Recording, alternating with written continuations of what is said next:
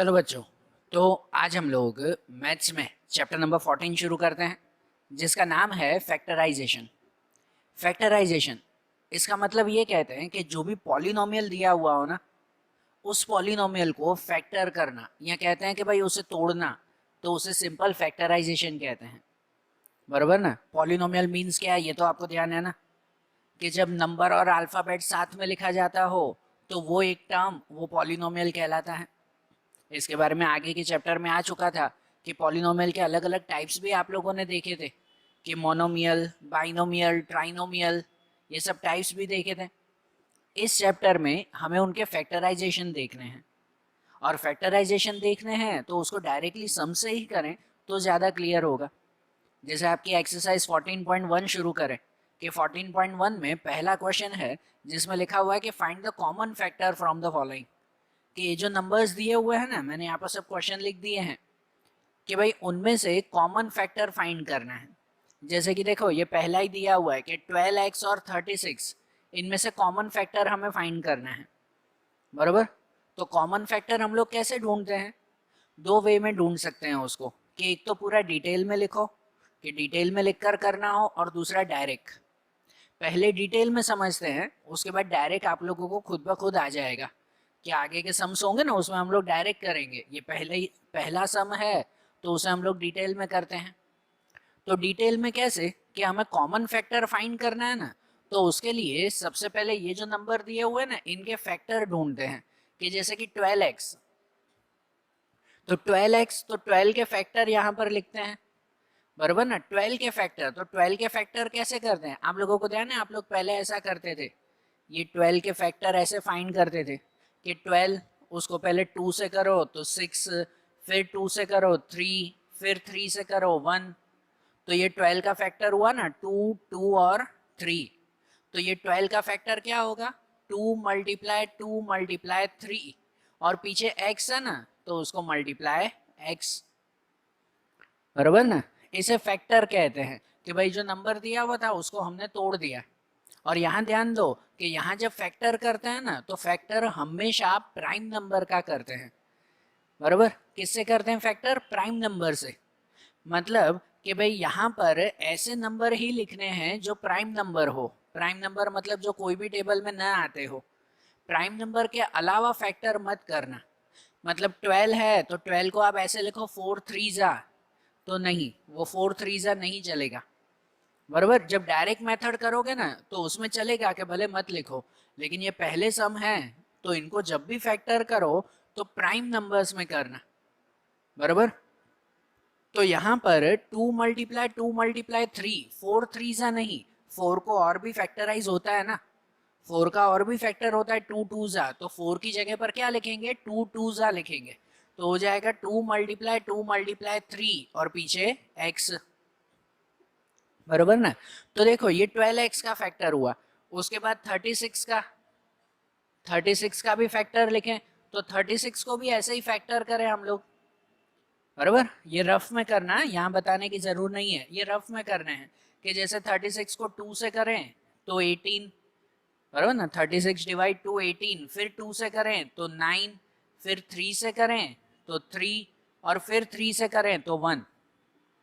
तो 36 का हो गया 2 मल्टीप्लाई 2 मल्टीप्लाई 3 मल्टीप्लाई 3। बराबर। तो यहाँ पे हो जाएगा 2 मल्टीप्लाई 2 मल्टीप्लाई 3 मल्टीप्लाई 3। पीछे कोई एक्स वाई कुछ है ही नहीं, तो ये हो गया ना। अब ये दोनों नंबर मिले ना, तो अब इसमें से हमें ढूंढना है common factor, C F. C F मतलब के कॉमन फैक्टर ढूंढना है।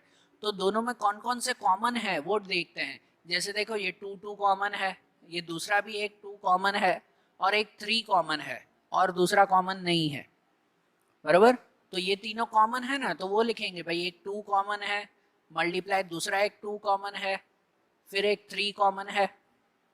बराबर। मतलब कॉमन में हो गया 2 2 जा 4, 4 3 जा 12। बराबर। तो कॉमन नंबर हमें कौन सा मिला? इसमें 12 मिला। समझ आ रही है ना बात? बराबर ना। तो ये हमें कॉमन फैक्टर मिला। कॉमन फैक्टर मतलब एक तरह का जो है वो HCF कहलाता है। आप लोगों को याद है ना, पहले HCF और LCM आप लोग ढूंढते थे, तो ये एक तरह का HCF ही है, उसे ही तो कॉमन फैक्टर कहते हैं ना। कि दोनों में से कॉमन क्या क्या निकल रहा है। इसको डायरेक्ट भी आप लोग कर सकते हो कि देखो जैसे 12 और 36, तो 12 और 36 दोनों कौन सी टेबल में आते हैं, तो दोनों 2 की टेबल में भी आते हैं ना, लेकिन थोड़ा और बड़ा। तो दोनों 3 की टेबल में भी आते हैं लेकिन थोड़ा और बड़ा, कि दोनों 4 की टेबल में भी आते हैं, थोड़ा और अगर बड़ा हो तो दोनों 6 की टेबल में भी आते हैं, लेकिन थोड़ा और अगर बड़ा हो तो दोनों 12 की टेबल में आते हैं। आता है ना, दोनों 12 और 36 दोनों 12 की टेबल में आते हैं। उससे थोड़ा और बड़ा हो तो अब नहीं, 12 से बड़ा और कोई टेबल में नहीं आएगा, बरोबर ना। मतलब हाईएस्ट फैक्टर अगर कहो ना, हाईएस्ट कॉमन फैक्टर, यहाँ कॉमन फैक्टर मतलब वही हुआ HCF, हाईएस्ट कॉमन फैक्टर, तो वो 12 हुआ, बरोबर। ऐसे डायरेक्ट कर सकते हैं, और डायरेक्ट ना हो तो इस तरह से पूरा पूरा फैक्टराइज करेंगे, बरोबर। जैसे अब दूसरा देखें कि जैसे सेकंड दिया हुआ है, इसे हटा देना कि 12 और 36 ये रफ में फैक्टर्स करेंगे। अब डायरेक्टली करें कि जैसे देखो यहाँ पर 2y दिया हुआ है, तो इसमें 2y, तो उसको फैक्टर करेंगे 2 मल्टीप्लाई वाई, 2 का तो वही होगा ना, 2 मल्टीप्लाई वाई, और नीचे दिया हुआ है 22xy, तो 22 का लिखेंगे 2 मल्टीप्लाई 11, 22 के लिए 2 मल्टीप्लाई 11 और पीछे x मल्टीप्लाई y, बरोबर ना। 22 का होगा ना 2 मल्टीप्लाई 11 और पीछे xy। अब इसमें से कॉमन फैक्टर लिखें, तो कॉमन फैक्टर क्या होगा, दोनों में से 2 कॉमन है और दूसरा y कॉमन है, बराबर। 2 एंड y कॉमन है तो 2 और दूसरा y कॉमन, आंसर वही रहेगा 2y। 2 मल्टीप्लाई y करो तो 2y रहेगा। इसमें अल्फाबेट कॉमन नहीं था, इसमें है ना अल्फाबेट कॉमन, दोनों में y कॉमन है, बराबर। ऐसे जैसे थर्ड वाला दिया हुआ है कि ये 14pq और 28p²q², तो जो 14pq दिया हुआ है तो 14 को लिख सकते हैं ना 2 मल्टीप्लाई 7, बराबर ना। 14 को लिख सकते हैं 2 मल्टीप्लाई 7, और पी क्यू दिया हुआ है तो उसको multiply P multiply Q, P Q की जगह पर एक बार मल्टीप्लाई पी और क्यू, फिर जो दूसरा दिया हुआ है 28p²q², तो 28 है तो 28 को लिख सकते हैं 2 मल्टीप्लाई 7, बराबर। ध्यान रखना 4 7 जा नहीं, 4 को लिखेंगे ना 2 मल्टीप्लाई 2, डायरेक्ट ना लिखना आता हो तो वैसे फैक्टराइज करना है, जैसे मैंने यहाँ बताया था कि 28 को 2 मल्टीप्लाई 7, फिर p² है, यहाँ p² मतलब कि p को 2 बार लिखेंगे हम लोग, बराबर। मीन्स यहाँ पर लिखेंगे हम लोग p मल्टीप्लाई p² तो p मल्टीप्लाई p, और q² तो साथ में ही लिखना कि उसको भी q मल्टीप्लाई q, बराबर। ऐसे लिखा जाएगा ना। और इसमें से अगर कॉमन निकाले ना कि कॉमन फैक्टर CF अगर लिखें, तो देखो 2 कॉमन है दोनों में तो एक 2 लिखेंगे, मल्टीप्लाई देखो 7 कॉमन है दोनों में तो 7 लिखेंगे, मल्टीप्लाई P एक कॉमन है दोनों में तो एक P लिखेंगे, और मल्टीप्लाई एक Q कॉमन है दोनों में तो एक Q लिखेंगे। मतलब कि कॉमन फैक्टर में आ जाएगा यहाँ पर 2 7 जा 14, ये P और Q, 14pq ये कॉमन होगा दोनों में, बराबर। ये कॉमन नंबर हुआ ना। अब 3 में, अब यहाँ 3 नंबर दिए हुए कि 3 में कॉमन कैसे निकालें, तो जैसे पहला नंबर है 2x, तो उसको तो लिखेंगे 2 मल्टीप्लाई x, ये उसको फैक्टर किया हमने, ये फैक्टराइजेशन किया। फिर दूसरा दिया हुआ है 3x², तो 3x² में लिखेंगे 3 का 3 रहेगा और x² मतलब x को 2 बार लिखेंगे, x मल्टीप्लाई x। और फिर 4 दिया हुआ है तो 4 को लिखा जाएगा 2 मल्टीप्लाई 2। और इनमें से जब हमें कॉमन फैक्टर ढूंढना हो ना, तो कॉमन फैक्टर ऐसे ढूंढते हैं जो तीनों में कॉमन आता हो, कोई दो में नहीं कि जैसे 2 2 इन दो में आ रहा है, ऐसा नहीं। जो तीनों में कॉमन आता हो वैसा, तो तीनों में सेम आता हो ऐसा कोई नंबर है, तो ऐसा तो कोई भी नंबर नहीं है जो तीनों में सेम आता हो। अगर तीनों में कुछ भी सेम नहीं आ रहा है तो आंसर लिखेंगे 1, कि कॉमन फैक्टर क्या हो जाएगा 1 हो जाएगा, क्योंकि और कुछ नहीं, सब 1 की टेबल में तो आते ही है ना, बरोबर ना। तो कॉमन फैक्टर उसका 1 हो जाएगा अगर कुछ भी ना हो तो। वैसे ही यहाँ पर जैसे दिया हुआ नंबर 5 में कि 6abc 24ab² और 12a²b, तो इनमें भी हम लोग कॉमन निकाले ना, कि जैसे 6ABC, तो 6 का हो जाता है 2 मल्टीप्लाई 3, 6 का लिखेंगे 2 मल्टीप्लाई 3, और ABC तो multiply A multiply B multiply C, बराबर, ये आ जाएगा उसमें। फिर 24AB² मैं डायरेक्ट लिख रहा हूँ कि 24 का अगर हम लोग फैक्टर निकालें तो 24 का हो जाता है 2 मल्टीप्लाई 2 मल्टीप्लाई 2 मल्टीप्लाई 3, 24 होता है 8 3 ज़ा, तो 8 को हम लोग लिखेंगे 2 मल्टीप्लाई 2 मल्टीप्लाई 2 और पीछे 3, न पता चले तो 24 का फैक्टर करते हैं ना हम लोग, वैसे फैक्टर करेंगे तो ये आ जाएगा। और पीछे AB², तो A एक ही बार है और B² है, तो B को 2 बार लिखना है, A को एक ही बार लिखेंगे, B को 2 बार लिखेंगे, ये लिखा ना। और फिर 12, तो 12 का भी मैं डायरेक्टली लिख रहा हूँ कि 12 का अगर फैक्टर करना है तो उसमें आता है 2 मल्टीप्लाई 2 मल्टीप्लाई 3, बराबर। 12 का फैक्टर हो जाता है 2 2 और 3, के 2 2 ज़ा 4 4 3 ज़ा 12। फिर A² मतलब A 2 बार और B तो B एक बार, बराबर। अब इनमें से कॉमन फैक्टर निकालें, कि कॉमन फैक्टर अगर निकाला जाए तो देखो तीनों में से 2 2 कॉमन आ रहा है, 2 तीनों में कॉमन है, इसके अलावा तीनों में से ये 3 3 कॉमन आ रहा है, बराबर। उसके बाद तीनों में से ये A कॉमन आ रहा है, और उसके बाद तीनों में से ये B कॉमन आ रहा है, बराबर ना। मतलब कॉमन में क्या क्या हुआ, एक 2 कॉमन है, मल्टीप्लाई एक 3 कॉमन है, मल्टीप्लाई एक A कॉमन है और एक B कॉमन है, बराबर। C तीनों में नहीं है, C खाली इसमें है, तीनों में नहीं। जो तीनों में कॉमन आता है वो नंबर लिखेंगे। मतलब अब मल्टीप्लाई कर दें तो 2 3 जा 6 और पीछे A और B, 6AB, ये कॉमन आ जाएगा ना, बराबर ना। वैसे अगर इन तीनों में कॉमन निकालें, अब जैसे ये नंबर्स हैं तो इनमें मैं पहले का लिख रहा हूँ 16x³ डायरेक्टली लिख रहा हूँ कि 16x³ को लिखे ना तो 16 को होता है 2 को 4 टाइम्स, 2 मल्टीप्लाई 2 मल्टीप्लाई 2 मल्टीप्लाई 2 4 बार लिखें तो वो 16 बनता है। और फिर x³ मतलब x को 3 टाइम, x मल्टीप्लाई x, बराबर। तो ये आ जाता है ना 16 का। फिर 4 -4x², तो उसका अगर आंसर लिखूं तो माइनस माइनस तो आगे ही रहेगा, 4 को लिखेंगे 2 मल्टीप्लाई 2 और x² तो x को 2 बार, x मल्टीप्लाई x, बराबर। और फिर 32 को अगर मैं लिखूं तो 2 को 5 टाइम्स लिखते हैं, 32 2 को कितनी टाइम 5 टाइम्स करो तो 32 आता है, भले फैक्टराइज करके देखना। और पीछे x सिर्फ एक ही x है तो सिर्फ x, बराबर। और अब अगर इसमें से कॉमन फैक्टर निकाले ना तो कॉमन में देखो एक 2 सब में कॉमन है, दूसरा 2 सब में कॉमन है, बस। अब तीसरा 2 तीनों में नहीं है, 2 ही थे ना, तीनों में तो है नहीं वो। इसके अलावा x सब में कॉमन है, एक x, बस। दूसरा x सब में नहीं है, एक बार ही x है।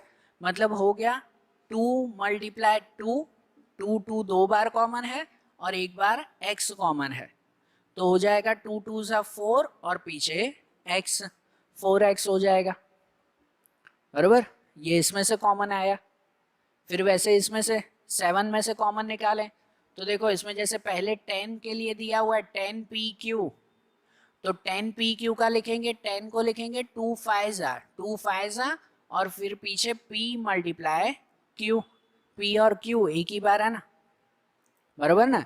फिर 20 है तो 20 को लिखेंगे हम लोग कि 2 मल्टीप्लाई 5, बराबर। 2 2 ज़ा 4 4 5 ज़ा 20, ठीक है। आपसे ना हो डायरेक्ट तो फैक्टराइज करना, तो 2 मल्टीप्लाई 5 और पीछे q और r, तो मल्टीप्लाई q मल्टीप्लाई r, बराबर। फिर पीछे 30, तीसरा नंबर 30 है तो 30 को लिखेंगे 2 मल्टीप्लाई 3 मल्टीप्लाई 5, बराबर। 2 3 जा 6 6 5 जा 30 और पीछे r और p, r एंड p।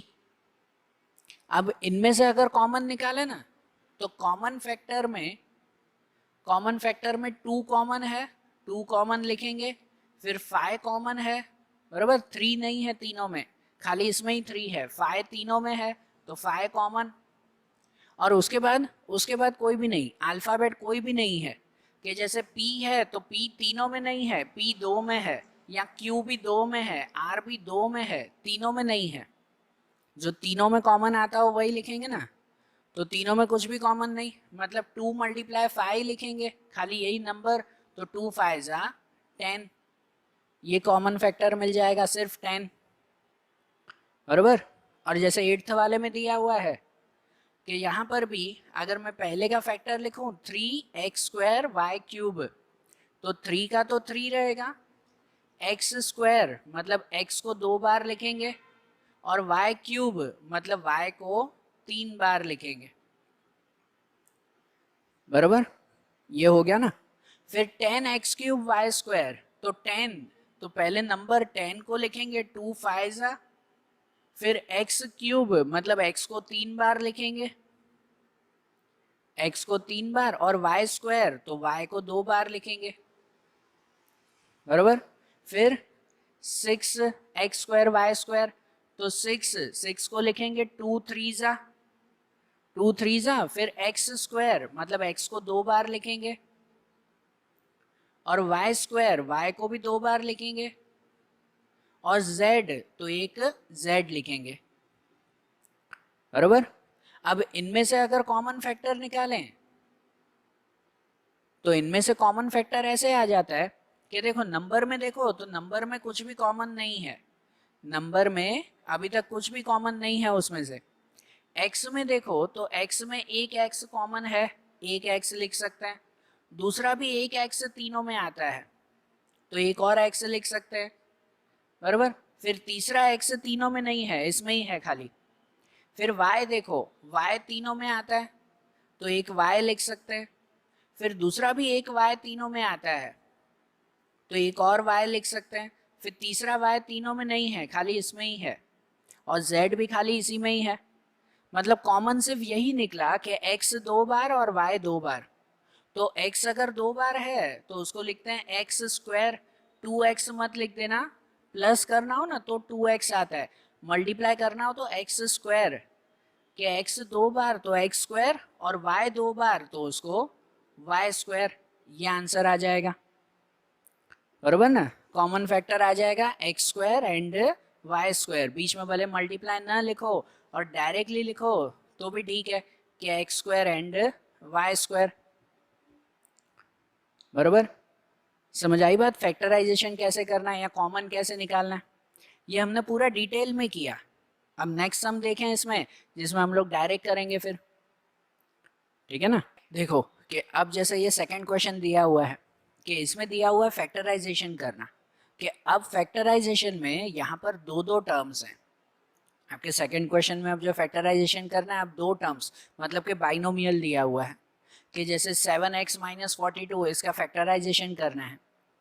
तो फैक्टराइजेशन ऐसे करना है कि इसमें से कॉमन निकाल देना है, सिर्फ दोनों में से कॉमन क्या निकल रहा है बस वो कॉमन ही निकालना है, मतलब वो फैक्टराइजेशन हो गया। ये दो टर्म्स जब भी हो ना, सब में ये दो दो टर्म्स दिए हुए हैं, या तीन तीन टर्म्स हैं, ट्राइनोमियल भी है कि 3 टर्म्स भी दिए हुए हैं किसी में, तो 2 या 3 टर्म्स के लिए सिर्फ और सिर्फ कॉमन निकालना बस, और कुछ इसमें एक्टिविटी नहीं, और एकदम सिंपल करना है। जैसे कि समझो कैसे करना है हमें, कि जैसे यहाँ पर दिया हुआ है 7x - 42, तो दो चीज़ें ध्यान देते हैं कि पहला नंबर और दूसरा अल्फ़ाबेट, दो चीज़ें खाली ध्यान देनी है, एक नंबर एक अल्फ़ाबेट।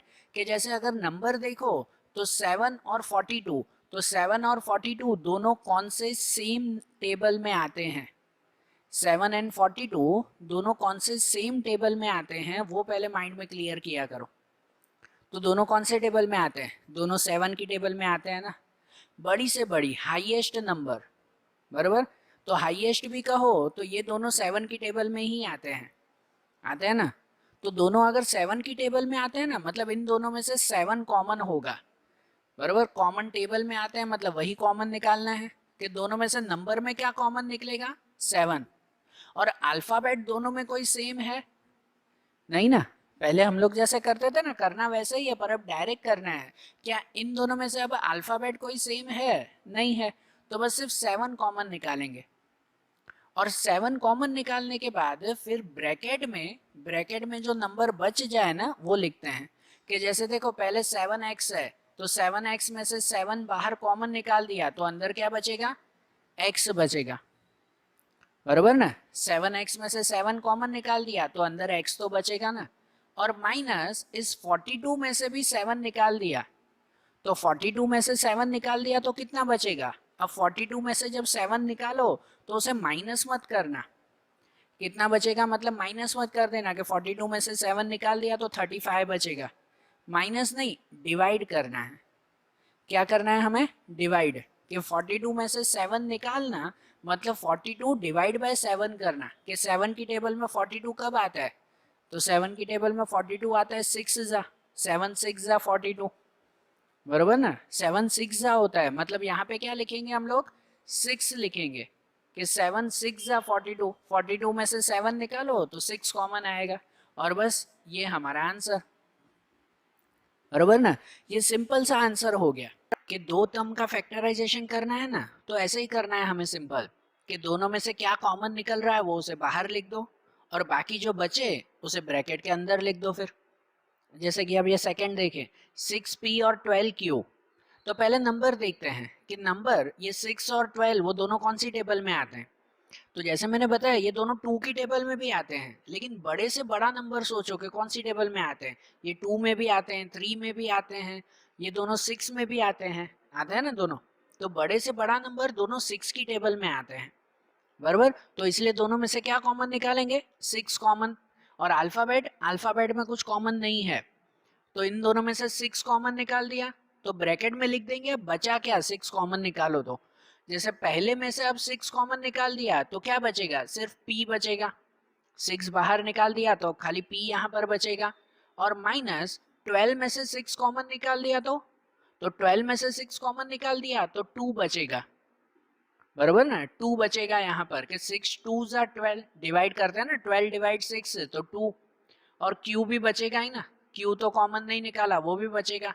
तो ये इसका आंसर हुआ कि 6 कॉमन, ब्रैकेट में बचेगा p माइनस 2q, बरोबर। वैसे ही इसमें कि इन दोनों में से कॉमन निकालना है, तो देखो दोनों 7 और 14, पहले नंबर देखते हैं कि नंबर में 7 और 14 कौन से टेबल में आते हैं। तो 7 की टेबल में आते हैं, मतलब 7 कॉमन होगा। फिर अल्फाबेट भी देखते हैं कि इसमें तो अल्फाबेट भी है, कि दोनों सेम अल्फाबेट है ना। अब इसमें ए स्क्वायर है और इसमें ए है, मतलब इसमें ए 2 बार है, इसमें ए एक ही बार है। तो कॉमन क्या निकालते हैं इसमें से? तो अल्फाबेट में ध्यान रखा करो कि जो छोटा अल्फाबेट हो ना, जो कम हो ना, वही हमेशा कॉमन निकालते हैं, बरोबर। कि जैसे अल्फाबेट में यहाँ पे ए 2 बार है, ए एक बार है, तो छोटा ये है एक, सिर्फ ए ही है तो सिर्फ वही कॉमन आएगा। मतलब इसमें कॉमन क्या होगा? सिर्फ 7a, ए स्क्वायर नहीं, सिर्फ a कॉमन होगा। पहले नंबर में कॉमन 7 हुआ और अल्फाबेट में कॉमन कौन सा हुआ? a हुआ। जो दोनों में छोटा हो उसे कॉमन निकालते हैं। तो इसका मतलब अब यहाँ पे लिखते हैं बाकी बचा क्या। तो देखो इसमें से नंबर तो 7 निकल गया, नंबर तो कुछ नहीं बचा।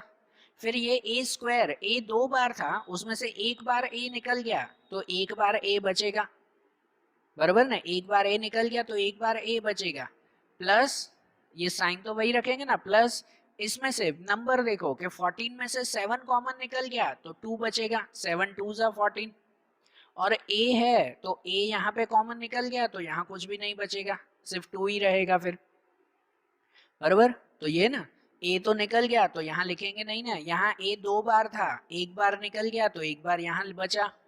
यहाँ पे एक ही बार था जो बाहर कॉमन निकाल दिया, इसलिए यहाँ पर कुछ भी नहीं।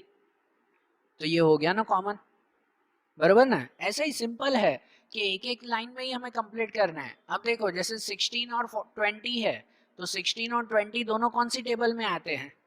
तो ये दोनों 4 की टेबल में आते हैं। वैसे तो 2 में भी आते हैं, लेकिन बड़ी से बड़ी 4 की टेबल में आते हैं दोनों, बरोबर ना। दोनों का HCF निकालो तो दोनों 4 की टेबल में आते हैं, तो 4 कॉमन निकालेंगे।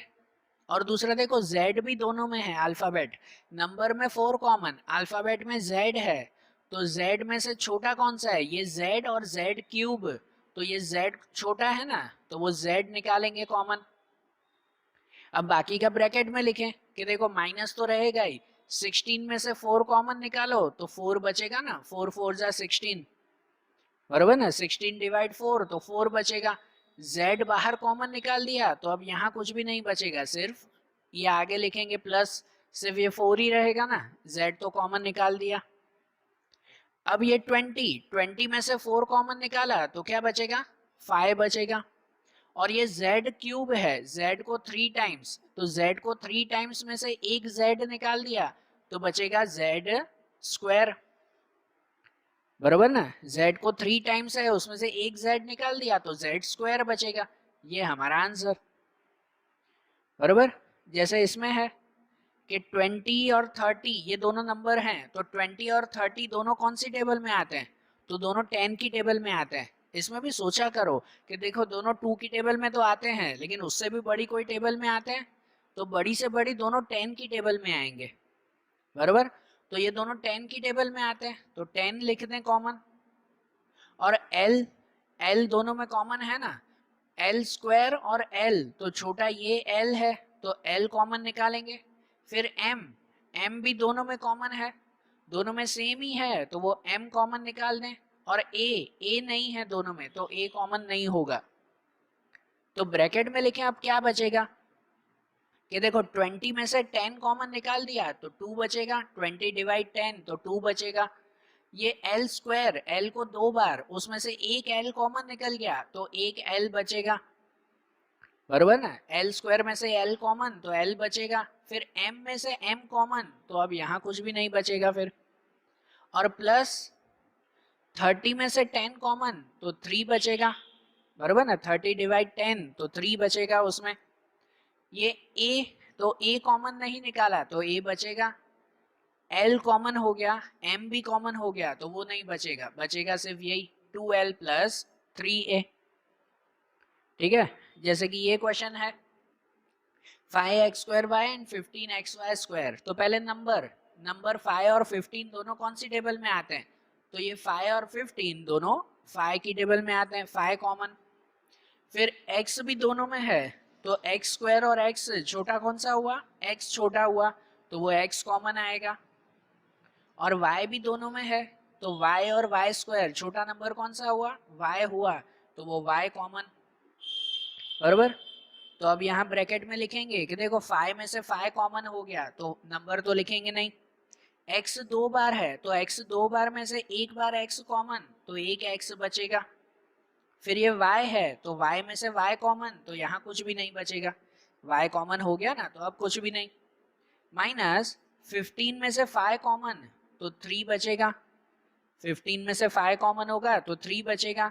x वो कॉमन हो गया बाहर, एक ही बार है वो कॉमन हो गया। अब ये y 2 बार है, y स्क्वायर y 2 बार है जिसमें से एक y कॉमन निकालो तो एक y बचेगा, तो ये आंसर आएगा ना, बराबर ना। वैसे ही इसमें अब ये 3 नंबर है, 3 नंबर है तो आप तीनों में देखा करो कि तीनों में जो कॉमन हो, कि जैसे देखो नंबर में 10 15 20 दोनों तीनों कौन सी टेबल में आते हैं, तो तीनों 5 की टेबल में आते हैं, तो नंबर में तो 5 कॉमन होगा। अल्फाबेट तीनों में कोई सेम है, तो अल्फाबेट कोई सेम नहीं है, वो A B C तीनों अलग अलग हैं, तो खाली नंबर ही कॉमन होगा कि तीनों 5 की टेबल में आते हैं, बराबर। अब 5 की टेबल में आते हैं तो 10 में से 5 कॉमन निकालो तो 2 बचेगा, 2a स्क्वायर, बराबर ना, 2a स्क्वायर ये बचेगा। माइनस 15 में से 5 कॉमन निकालो तो 3b स्क्वायर वो बचेगा। प्लस 20 में से 5 कॉमन निकालो तो वो 4c स्क्वायर वो बचेगा, बराबर। तो ये इसका कॉमन हो गया ना, 5 5 तीनों में कॉमन निकाल दिया तो 5 2 जा, ये 5 3 जा 15 और 5 4 जा, बराबर है।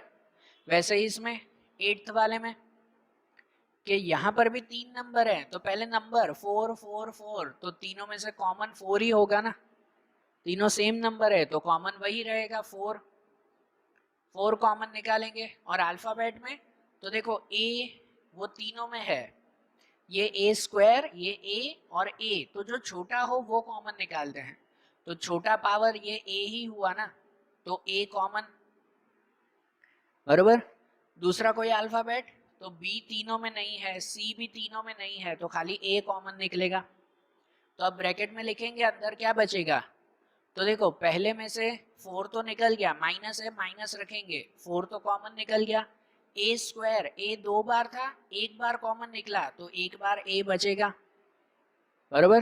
प्लस ये 4 कॉमन हो गया, ए भी कॉमन हो गया, तो बचेगा खाली बी, माइनस ये 4 कॉमन हो गया, सी नहीं हुआ, सी बचेगा, और ए कॉमन हो गया, तो खाली ये सी ही रहेगा, फिर ये इसमें आंसर रहेगा, बरोबर ना। जो कॉमन होता है वो बाहर लिखो, फिर जो बच रहा है नंबर उसे अंदर लिख दो फिर, ठीक है।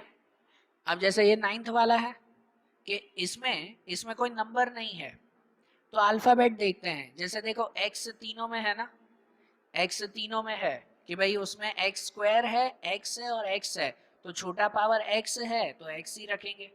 वैसे ही y तीनों में है, उसमें भी छोटा पावर y है तो y रखेंगे। वैसे ही z तीनों में है और उसमें छोटा पावर z है तो z रखेंगे। तो x y z common, X Y Z common हुआ तीनों में से, तो अब पहले में से देखें एक्स वाई जेड कॉमन, तो बचेगा क्या, तो देखो एक्स स्क्वायर, एक्स 2 बार है, जिसमें से एक एक्स कॉमन निकालेंगे तो एक एक्स बचेगा।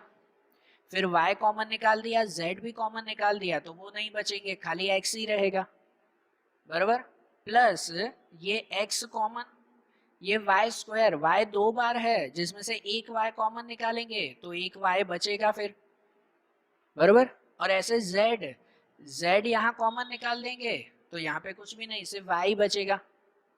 प्लस ये x कॉमन हो गया, y भी कॉमन हो गया, और z स्क्वायर, z 2 बार है और एक बार कॉमन निकाला तो एक z बचेगा, तो अंदर x plus Y plus Z बचेगा, बरोबर। ये कॉमन हुआ ना। और ऐसे ही ये 10th कि इसमें देखो कि इसमें क्या कॉमन है, तो a तीनों में है, नहीं है, x तीनों में है, तो वो x कॉमन निकालेंगे इसमें से भी, y, तो y भी तीनों में है तो y कॉमन निकालेंगे, और z तीनों में नहीं है, तो सिर्फ x और y ही कॉमन निकला, तो सिर्फ एक्स वाई कॉमन निकला, तो अब अंदर क्या बचेगा, तो देखो ए तो कॉमन नहीं निकला तो वो बचेगा। एक्स स्क्वायर, एक्स 2 बार है, उसमें से एक एक्स रहेगा, तो एक एक्स यहीं लिखेंगे फिर, बरोबर ना। एक एक्स कॉमन निकाला तो एक एक्स बचेगा ना। और यहाँ पर y, तो y कॉमन निकाल दिया, अब यहाँ कुछ भी नहीं। प्लस ये b तो कॉमन नहीं निकाला है तो b लिखेंगे, x वो एक ही है वो कॉमन निकाल दिया, y स्क्वायर, y को 2 बार है, उसमें से एक y कॉमन निकाला तो एक y बचेगा। प्लस ये c, तो c तो यहीं रहेगा, ये x वो कॉमन है, y भी कॉमन हो गया, तो बचा सिर्फ z, c z, तो ये आंसर, बरोबर। तो 2 टर्म्स और 3 टर्म्स में डायरेक्ट फैक्टराइजेशन कैसे करते हैं वो समझ पड़ रही है ना। सिंपल सी मेथड याद रखो, जो कॉमन निकल रहा है उसे खाली बाहर लिख दो सब में, और फिर क्या बच रहा है, कॉमन निकालने के बाद क्या बचेगा उसे फिर अंदर मेंशन करो, ठीक है ना। देखो कि अब उसके बाद जैसे ये 3rd वाला क्वेश्चन दिया हुआ है कि उसमें भी हमें फैक्टराइजेशन करना है, लेकिन कितने, अब 4 टर्म्स का। पहले हमने 1 टर्म, 2 टर्म, 3 टर्म्स का हमने देखा, अब 4 टर्म्स कि जब 4 टर्म हो तो उनका फैक्टराइजेशन कैसे करना है। तो ऐसे में फैक्टराइजेशन करना हो ना, ध्यान से समझना कि 4 टर्म्स का फैक्टराइजेशन करना है तो वो 2 टर्म्स के हिसाब से ही करना है। मतलब भाई ये पहले 2 टर्म्स और आखिरी 2 टर्म्स, उनके हिसाब से ही हमें फैक्टराइजेशन करना है कि पहले 2 नंबर और आखिरी 2 नंबर, उन दो का फैक्टराइजेशन करो, समझो 4 साथ में नहीं। जैसे पहले 3 नंबर थे तो 3 नंबर में तीनों में जो कॉमन आता हो वो देखते थे, 4 में ऐसे नहीं देखते कि भाई चारों में जो कॉमन आ जाता हो वो नंबर लिख दें, नहीं, 4 में जब कॉमन निकालना हो ना तो 2 में से कॉमन निकाल दें, कि पहले 2 में से कॉमन और दूसरे 2 में से कॉमन। तो अब ये 2 टर्म में से कॉमन निकालना है, समझो पहले 2 में से ही सिर्फ कॉमन, तो पहले 2 में से कॉमन क्या है, नंबर तो है नहीं पहले 2, इनको मत देखो, सिर्फ यही 2। कि इसमें नंबर तो है नहीं, तो अल्फाबेट कि ये एक्स स्क्वायर और एक्स के इन दोनों में से कॉमन ये एक्स हो रहा है ना, तो एक्स कॉमन निकालें तो अंदर क्या बचेगा फिर, तो अंदर बचेगा जैसे यहाँ एक्स स्क्वायर में से एक्स कॉमन निकाला तो एक्स बचेगा, प्लस इस एक्स में से एक्स कॉमन निकल गया तो बचेगा सिर्फ वाई, एक्स प्लस वाई बचेगा उसमें से, बराबर ना।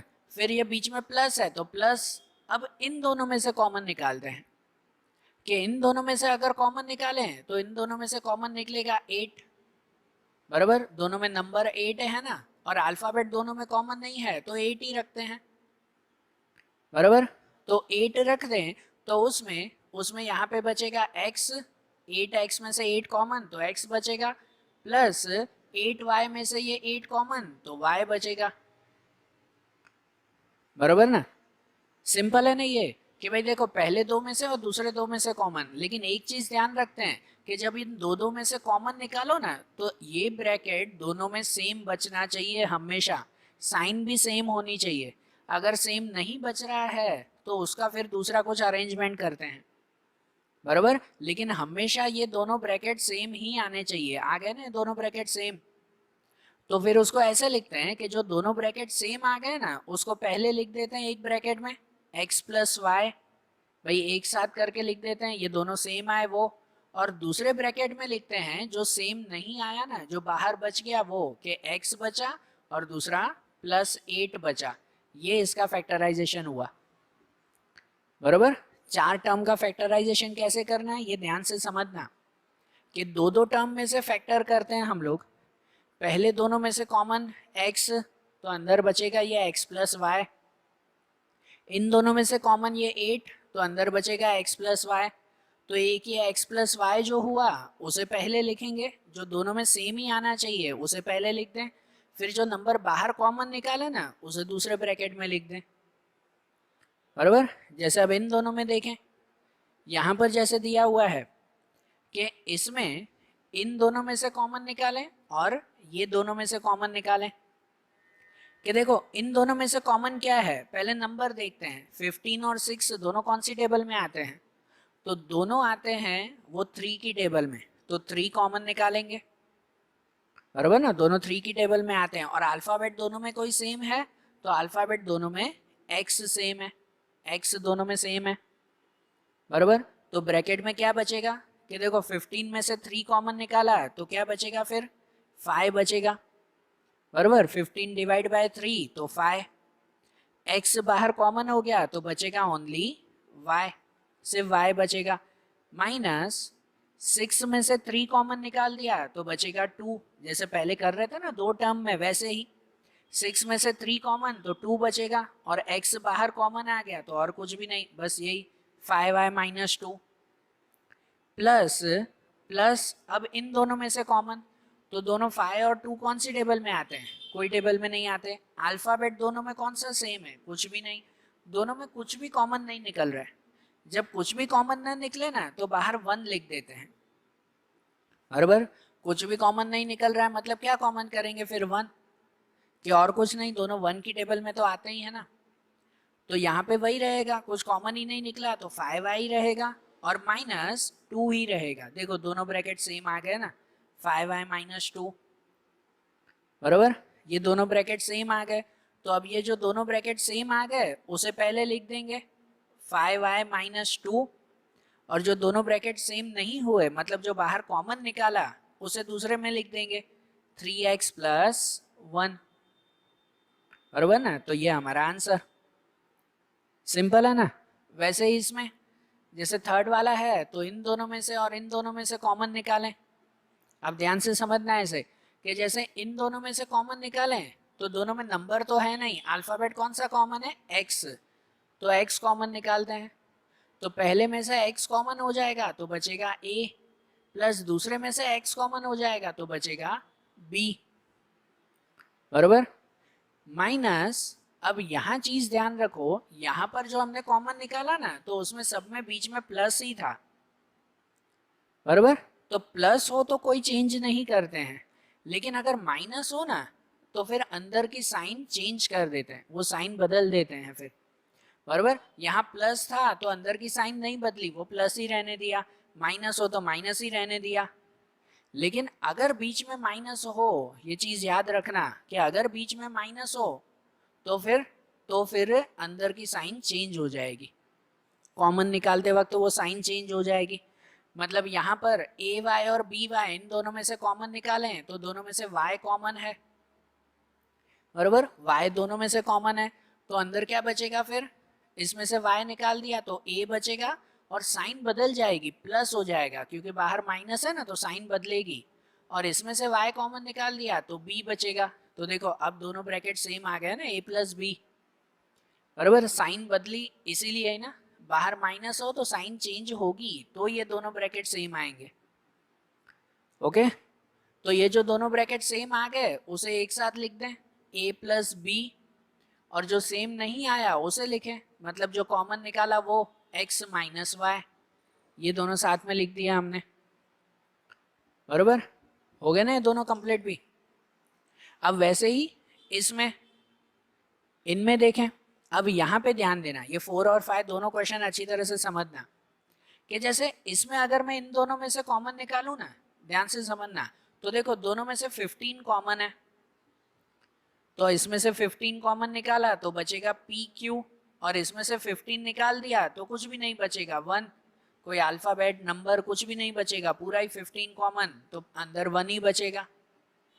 फिर प्लस इन दोनों में से अगर कॉमन देखो ना तो 9 और 25 दोनों कोई टेबल में नहीं आते, ये है 9Q और 25P, तो 9 और 25 कोई टेबल में नहीं आते तो कुछ कॉमन नहीं है, और P और Q भी कोई कॉमन नहीं है, तो मतलब कुछ भी कॉमन नहीं तो 1, तो अंदर तो वही रहेगा, अगर 1 निकालो तो 25P,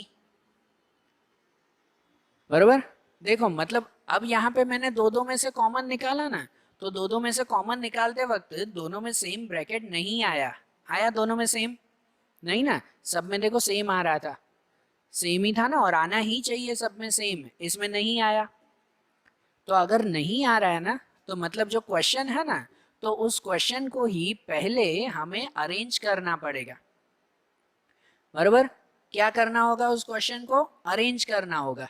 मतलब जो पहला नंबर है 15, 15 को हमने 15 के साथ किया तो बरोबर आंसर नहीं आया, तो 15 को 15 के साथ नहीं तो समझो 15 की जगह पर 9 लिख के देखें कि अगर ये यहाँ पे लिखें और ये यहाँ पे लिखें तो क्या कॉमन आ सकता है, बराबर। तो क्या कॉमन आ सकता है, ऐसे चेक करके देखेंगे हम लोग।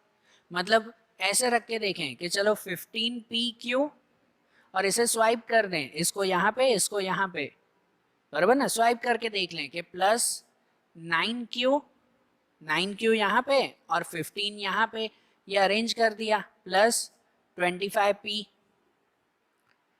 बराबर ना, ये अरेंज कर दिया, 9 यहाँ पे और 15 यहाँ पे। अब दो दो में से कॉमन निकालें तो अब क्या दोनों में सेम ब्रैकेट बचेंगे, बराबर। अब चेक कर लेते हैं, तो इसमें अब इन दोनों में 15 और 9 दोनों कौन सी टेबल में आते हैं, 3 की टेबल में। अल्फाबेट दोनों में कौन सा कॉमन है, तो Q, तो देखो 15 में से 3 कॉमन तो क्या बचेगा, 5 बचेगा फिर, बराबर ना। 15 ये 15 डिवाइड बाय 3 तो 5, और P नहीं है तो P यहीं पे ही लिखेंगे, Q कॉमन, प्लस 9 में से 3 कॉमन तो कितना बचेगा, 3 बचेगा, और Q बाहर आ गया, मतलब यहाँ पे बचेगा 5P प्लस 3, बराबर ना, 5P प्लस 3 बचेगा।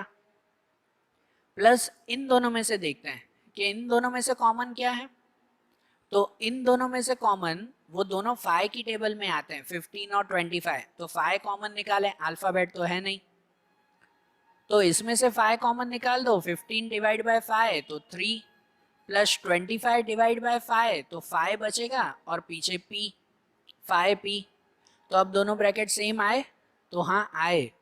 प्लस में आगे पीछे हो ना तो चलता है, मतलब देखो ये 5P प्लस 3 हुआ और ये 3 प्लस 5P हुआ, है तो वही दोनों ना, 5P और 3 है तो दोनों का ही प्लस, मतलब ये दोनों ब्रैकेट सेम कहलाए, बराबर। और अगर कंफ्यूजन हो तो भले इसे भी अरेंज कर दिया करो, 25 यहाँ पर 15 यहाँ पर, बराबर, तो सेम आएगा ना। और प्लस में चलता है, अगर माइनस हो ना, कि जैसे 5i माइनस 2 और यहाँ होता 2 माइनस 5i, तो माइनस में उल्टा नहीं चलता, प्लस में आगे पीछे हो तो चलता है, माइनस में नहीं। तो ये दोनों ब्रैकेट सेम कहलाए, तो ये दोनों को पहले लिख दें 5p प्लस 3, और दूसरा इन दोनों को लिख दें फिर कि 3q प्लस 5, बराबर। तो ये हमारा इसमें आंसर, कि जब डायरेक्टली कॉमन नहीं निकल रहा था तो पहले अरेंज किया हमने, उसके बाद फिर कॉमन निकाल दिया, ठीक है ना। अब फिफ्थ वाला क्वेश्चन भी ऐसा ही है कि देखो यहाँ पर है z माइनस 7, बराबर, और यहाँ पर प्लस 7xy माइनस xyz। तो इनमें अगर पहले डायरेक्ट कॉमन निकाल के देखें ना, कि इन दोनों में से कॉमन और इन दोनों में से कॉमन, तो इन दोनों में से अगर कॉमन निकालें तो कुछ भी कॉमन नहीं है, 1 ही रहेगा बाहर, तो अंदर बचेगा z माइनस 7 वही रहेगा, प्लस इन दोनों में से अगर कॉमन निकालें तो देखो xy और xy कॉमन है, तो x और y कॉमन, तो xy कॉमन तो अंदर बचेगा 7 माइनस इसमें से xy कॉमन तो बचेगा z, ये 7 माइनस z, ये z माइनस 7, दोनों ब्रैकेट सेम नहीं हुए, मैंने अभी बताया माइनस में आगे पीछे नहीं चलता, प्लस में चलेगा 5p प्लस 3 या 3 प्लस 5p वो चल जाए, माइनस में नहीं, मतलब अगर ये आगे पीछे आए हैं मतलब वो करेक्ट नहीं है, तो हमें अरेंज करना पड़ेगा, डायरेक्ट सेम नहीं आ रहा है, तो अरेंज क्या करें, हमें खाली 7 माइनस z और z माइनस 7 इसी को ही उल्टा चाहिए ना, तो खाली इन्हीं दोनों को अरेंज कर देना, ये यहाँ पे लिख दें और ये यहाँ पे लिख दें, बराबर। मतलब अगर हम लोग पहले अरेंज कर दें उसमें कि ये डायरेक्ट कॉमन ना निकालें और पहले अरेंज करें कि z माइनस 7, ये एक्स वाई जेड पहले लिखें कि माइनस एक्स वाई जेड, और ये यहाँ पे लिखे, साइन भी तो वही आएगी ना इसके साथ जो है माइनस एक्स वाई जेड, और ये बाद में लिखें प्लस 7xy, बराबर। तो आप कॉमन निकाले ना, कि देखो अब इन दोनों में से कॉमन और इन दोनों में से कॉमन, तो इनमें से कॉमन कुछ भी नहीं, वही 1 रहेगा, तो अंदर बचेगा z माइनस 7, बराबर। और इन दोनों में से अगर कॉमन निकालें तो देखो दोनों में बाहर माइनस आएगा तो अंदर की साइन चेंज हो जाएगी, और कॉमन आएगा दोनों में x और y, तो पहले में से एक्स वाई कॉमन तो बचेगा z, और बाहर माइनस है अंदर की साइन बदल जाएगी, माइनस हो जाएगी, और दूसरे में से x और y कॉमन निकाल दो तो बचेगा सिर्फ 7। तो अब z माइनस 7 दोनों में सेम ब्रैकेट आ गए ना, तो यहाँ पर दोनों में सेम ब्रैकेट आ गए, उसे लिखें z माइनस 7, और पहले में ये दोनों लिखेंगे 1 माइनस एक्स वाई, बराबर। तो ये हमारा आंसर कहलाया, सही बात कि नहीं, ये हमारा आंसर हुआ ना फाइनल, ठीक है, समझ आ रहा है ना पॉइंट।